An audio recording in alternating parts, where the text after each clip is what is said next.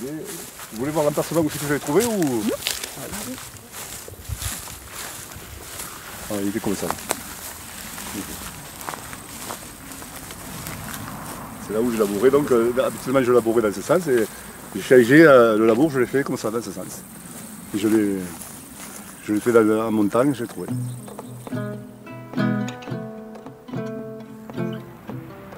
Il y a 30 cm, elle était à peu près. 30 cm enterré. Voilà.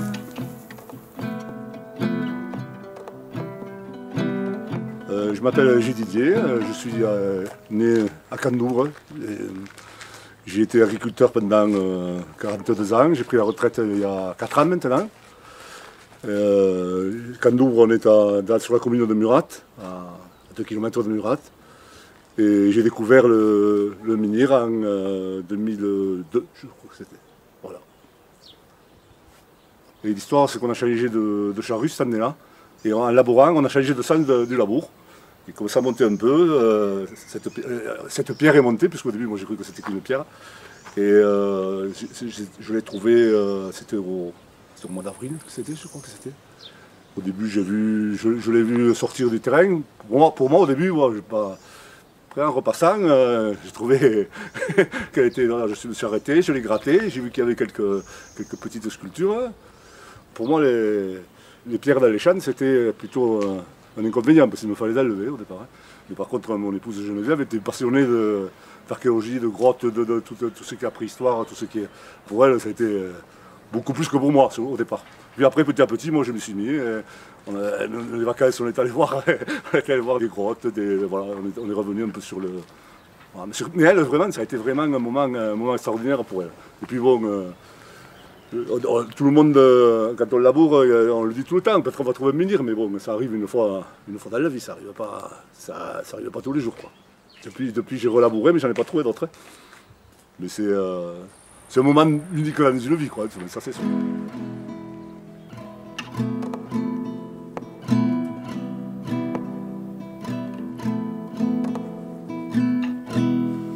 Le champ est au croisement de la route de Candouvre et de Lac et le chemin de Compostelle. Voilà. Et par en pointe, c'est juste là, et il s'est trouvé à 30 mètres des deux chemins. Il est à 800 mètres d'ici à peu près. Ouais, voilà. Le champ s'appelait Rosalie, on l'appelle Rosalie depuis. Voilà, toujours, pour nous c'est Rosalie, on l'appelle Rosalie. Si on me le prenait de là, je serais un peu. Ça me ferait quelque chose, quoi. Mais par contre, c'est là le mettre en valeur, je suis entièrement d'accord. Pour moi, c'est notre ancêtre, voilà. Nos ancêtres qui l'ont fait, voilà. C'est mes racines, simplement, voilà. Comme moi, je suis enraciné ici, je partirai pour rien au monde. Je considère que voilà, le menhir, fait partie des racines du village. Voilà. Il ne faut pas qu'il parte.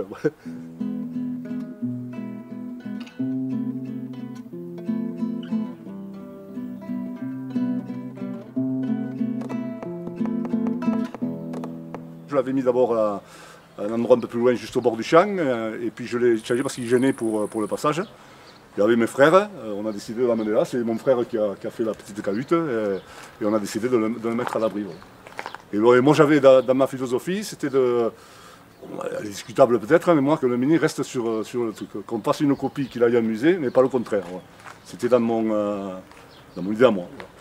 Et je vois des gens qui se promènent. Ils disent que j'ai bien fait, d'autres bon, peut-être ne me le disent pas, mais bon, c'est vrai qu'au niveau de la conservation, c'est mieux peut-être de le rentrer, mais au niveau des promenades des gens, je vois, ils aiment bien ça.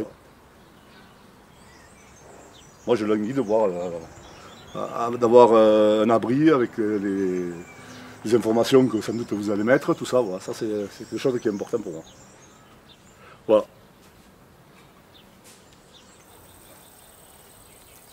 C'est vrai, ça amène, moi ça m'a fait connaître des gens, des passionnés qui sont venus, avec qui on a discuté. C'est sans doute ça qui a été le plus important dans la découverte.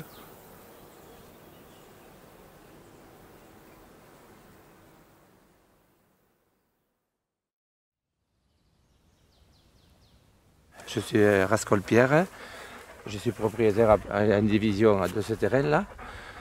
C'est mon cousin par alliance, Michel Maillet, qui a découvert le menhir. Et depuis, bon, on sait qu'il est là parce qu'avant on y passait à côté sans le savoir. Comme vous voyez, il y a des cailloux partout, mais bon, celui-là est un peu plus gros que les autres. Et bon, comme les vaches étaient toujours là, moi je venais les surveiller, je le voyais ce caillou, ça me pensait à un menhir, quoi. C'est pour ça qu'après c'est Michel Maillet, même j'avais rien dit, c'est lui qui l'a découvert, il doit avoir un nez, et c'est lui qui l'a découvert comme ça, quoi. Je m'appelle Michel Maillet, je suis agriculteur à la base, donc c'était mon métier. Et j'ai trouvé dans les années 1980 ma première statue menhir, la statue menhir des Vignales. Et puis de fil en aiguille, j'ai continué mes recherches jusqu'à faire un diplôme de l'école des hautes études en sciences sociales sur le thème des statues menhirs. Il y a une 20-25 ans, j'avais trouvé la première statue menhir dans l'Aveyron, où j'habite à côté.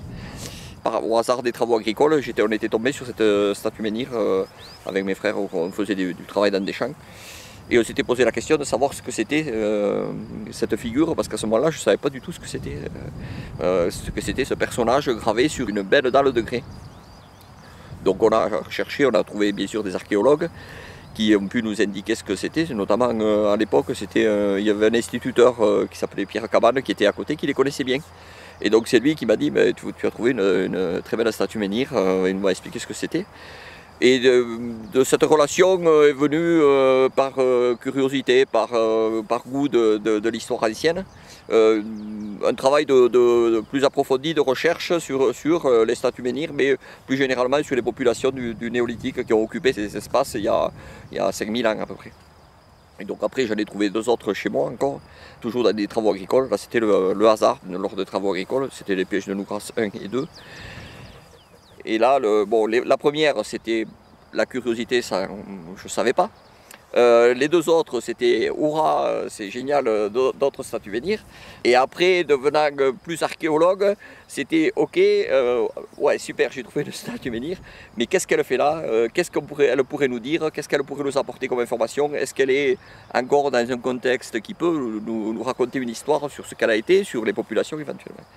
Et donc quand j'ai trouvé celle-là, elle était au plus des trois quarts enterrée. La base qui est là, elle était fichée en terre. Et cette partie-là reposait sur la base. Donc il y a une émotion particulière au sein de cette rencontre entre quelque part l'archéologue d'aujourd'hui qui cherche à retrouver ces populations, leur histoire, et une image figée dans la pierre qui date de 5000 ans. Donc ça c'est une émotion qui est quand même relativement forte.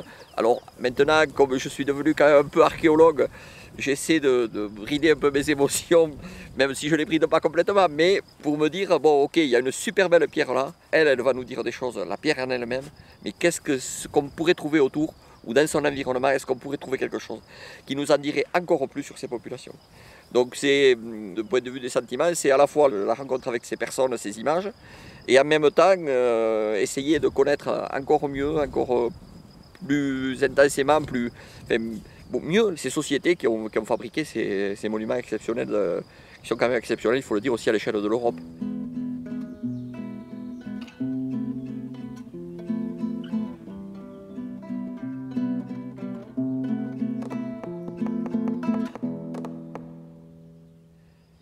On ne sait pas si elles étaient isolées ou si il y avait des mises en scène autour, mais si ça a été fait avec des matériaux périssables, eh bien, aujourd'hui on a quasiment plus rien. Plus on est dans des sols acides. Toutes ces statues sont trouvées dans des sols acides, donc que ce soit les bois, les végétaux ou les ossements, tout a disparu.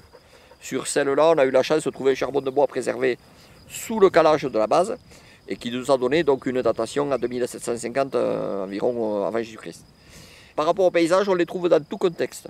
On les trouve dans le sud d'Aveyron, au bord des rivières, à 300 mètres d'altitude, comme ici sur une crête à 1150 mètres d'altitude. Dans le sud d'Aveyron, là où on connaît mieux, où il y a eu plus de recherches, disons, de surface autour des statues menhirs, on sait qu'il y a deux grands groupes de statues menhirs qui ont livré en périphérie de grandes quantités de stations de surface où il y avait beaucoup d'outils en silex dans la périphérie de plusieurs dizaines de statues menhirs. Donc, il est quasiment certain que ces statues sont dans un environnement de gens qui habitent quelque part dans la région. Maintenant, ici, savoir s'ils habitaient à 300 mètres ou s'ils habitaient à 1,5 km, ça, pour l'instant, on n'en a pas de certitude.